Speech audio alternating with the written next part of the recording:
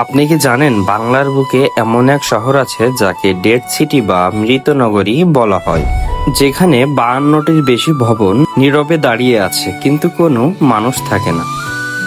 সপ্তদশ শতাব্দীতে মুসলিম ব্যবসায়ীদের হাতে গড়া এই শহরটি কেন এক রাতেই পরিত্যক্ত হয়েছিল? আজ পানাম সিটির এমন কিছু রহস্য জানবো যা আগে আপনি কখনোই শোনেননি। পানাম সিটির ইউনিক বিষয় হলো এর আর্কিটেকচার।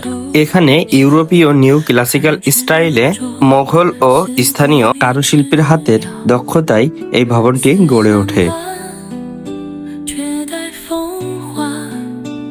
এই ভবনের চারপাশে গভীর খাল ছিল। এই খালটি শুধু সৌন্দর্যের জন্যই নয়, বরং বহিরাগতদের আক্রমণ ঠেকাতে ও ডাকাত দলদের আক্রমণ ঠেকাতে এই খালটি খনন করা হয়।